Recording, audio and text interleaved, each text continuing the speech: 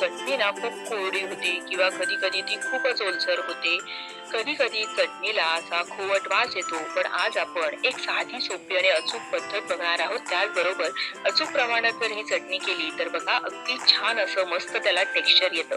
आणि ही अशी चटणी भाकरी, कांदा किंवा पोळी बरोबर, वरण भाताबरोबर, थालीपीठाबरोबर, कशाबरोबरही ही चटणी खायला खूपच छान लागते आहे.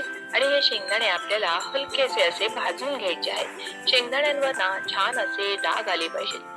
एखादी घरामध्ये कुठलीही वाटी घ्या आणि त्याच वाटीने आपल्याला सगळं साहित्य मोजून घ्यायचं आहे. साधारण 15 दिवस पुरेल एवढी चटणी जर तुम्ही या प्रमाणात केली तर सहज 15 दिवस चटणी पुरते. आता हे मी बघा छान असे शेंगदाणे हलकेसे असे फुटेपर्यंत आणि त्याला असे डाग येईपर्यंत भाजून घेतलेले आहेत.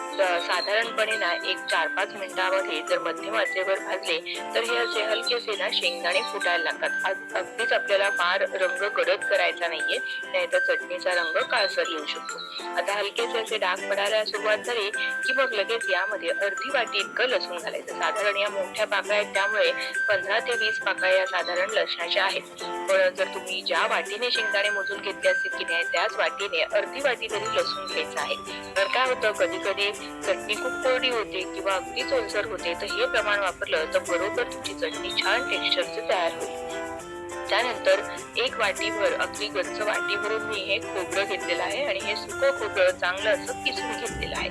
आता सगळ्यात पहिलं आणि महत्वाचं कारण म्हणजे जेव्हा कधी कधी काय होतं चटणीला खूपच वास येतो, कधी कधी बुरशी येते.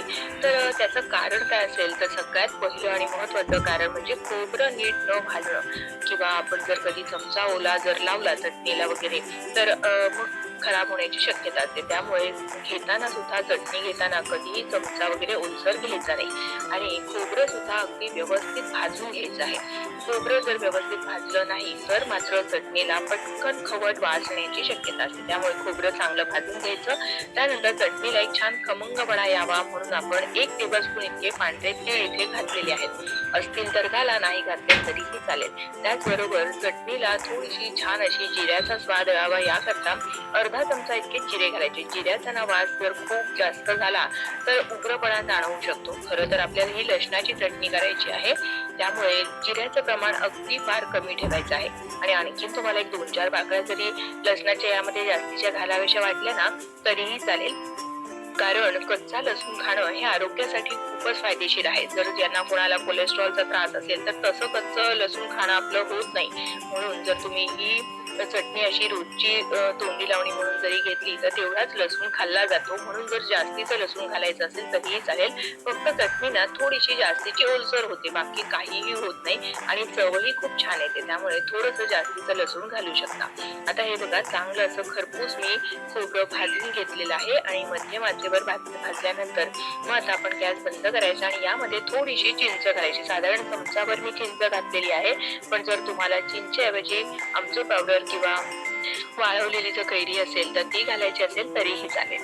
त्यानंतर अगदी मिसळण्याच्या डब्याचा छोटा चमचा असतो त्या चमच्याने अर्धा चमचा इतकं हिंग घालायचे, फार लहान चमच्याने हा. त्यानंतर आपल्याला यामध्ये लाल तिखट घालायचे. तर लाल तिखट किती घालायचं बरं, तर लाल तिखटाचं प्रमाण तुम्ही तुमच्या आवडीप्रमाणे कमी अधिक करू शकता. तर माझ्याकडे जे हे तिखट आहे ना ते फार तिखट नाहीये आणि फार अगदी कमी तिखट पण नाहीये, पण मध्यम तिखट आहे. म्हणून मी साधारण 3 मोठे चमचे इथे घातलेला आहे.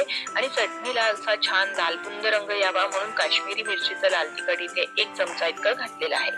तुम्ही तुमच्या आवडीप्रमाणे लाल तिखट आणि मिठाचं प्रमाण कमी अधिक करू शकता. इथे मी खडे मीठ वापरलेलं आहे. चवीपुरतं मी मीठ घातलेलं आहे. तुम्ही तुमच्या आवडीप्रमाणे कमी अधिक करा किंवा लहान मीठ वापरलं तरीही चालेल. आता हा पॅन आहे ना आपला तो गरमच आहे आणि यामध्ये हे सगळे मसाले, मीठ, सगळं चिंच हे सगळं ना व्यवस्थित गरम होतं. बरंच पॅन गरम आहे. मी गॅस बंद केलेला आहे. त्यामुळे हे असं सगळे मसाले वगैरे घातल्यानंतर पुन्हा एकदा चांगलं असं परतून घेणं की जेणेकरून काय होतं जरी ही चटणी किती 1-2 महिने जरी राहिली ना तरी सुद्धा त्याला जरा सुद्धा खवट वास लागला जात नाही. खोबरं आणि शेंगदाणे जर चांगले भाजले असतील तर जरा सुद्धा चटणी खराब होत नाही. आता हे पूर्णतः थंड करून घ्यायचं आणि मग एखादं मिक्सरचं भांडं घ्यायचं. पण तुम्हाला एक आयडिया सांगू का, मिक्सरचं भांडं जरी तुम्ही घेतलं ना तर जरी चटणी तुम्ही जास्त प्रमाणात करणार असाल तरी ना छोटंच मिक्सरचं भांडं घ्यायचं. याचं कारण माहितीये का काय? जेव्हा आपण मोठ्या भांड्यात चटणी करतो तेव्हा तिचं टेक्स्चर ना अगदी छान असं उकळीत फुटलेल्या चटणीसारखं येत नाही. म्हणून छोटं भांडं घ्यायचं आणि ना अगदी असं छान वरपर्यंत गच्च भरायचं, की जेणेकरून ना मग ज्या चटणीला आपल्या छान असं ना जसं उकळात फुटल्यासारखं टेक्स्चर येतं. जरा सुद्धा पाणी, तेल काहीही न घालता बघा ही चटणी अशी मस्त मी तयार करून घेतली आहे. बघा अगदी छान जसं खलबत्त्यात फुटावी किंवा उकळात फुटावी तसं हे टेक्स्चर आलेलं आहे. याचं कारण की आपण मिक्सरचं भांडं अगदी गच्च असं भरून घेतलेलं होतं. बघा छान अशी आपली चटणी दरदरीत वाटून तयार झालेली आहे. कधी-कधी काय होतं खूप कोरडी होते. तर जर तुम्हाला असं वाटतं की तुमची चटणी कोरडी होतीये तर तुम्ही थोडंसं लसूण यामध्ये जास्तीचं वाढवू शकता किंवा जर तुम्हाला खूप ओलसर चटणी वाटतेय तर त्यावेळेस तुम्ही थोडंसं खोबरं किंवा थोडेसे शेंगदाणे जरी वाढवले तरीही चालेल. तुम्ही तुमच्या आवडीप्रमाणे हवा तो बदल करून ही अशी मस्त महिनोन-महिने टिकणारी चटणी तयार करू शकता. पानाची शोभा वाढवणारी असेल किंवा जिभेची चव वाढवणारी असेल. कधी-कधी काय होतं डावी बाजू समृद्ध करण्यासाठी गृहिणींना काही ना काहीतरी घरामध्ये करून ठेवावंच लागतं आणि जर ही अशी चटणी असेल ना तर अगदी काय विचारायलाच नको. मी सुद्धा ही अशी बरणीभर कायम चटणी तयार करून ठेवते. आयत्या वेळेला जर कधी चटणी तूप पोळीचा जरी मुलांना रोल करून दिला ना तरी सुद्धा भूक भागते. तुम्ही सुद्धा या पद्धतीने ही अशी लसणाची चटणी नक्की तयार करून पहा आणि तुमचा अनुभव माझ्यासोबत शेअर करा. व्हिडिओ जर आवडला असेल तर व्हिडिओला पटकन एक लाईक करा. तुमच्या मैत्रिणींना, नातेवाईकांना जास्तीत जास्त शेअर करा आणि या चटणीमध्ये मी सांगितलेल्या टिप्स पैकी तुम्हाला सगळ्यात जास्त कोणती टिप्स आवडली हे सुद्धा मला कमेंट करून सांगा आणि बाजूला असलेले बेल आयकॉन सुद्धा प्रेस करा. पुन्हा लवकरच भेटूया अशाच एखाद्या छानशा आणि साध्या सोप्या अचूक रेसिपीसह. धन्यवाद.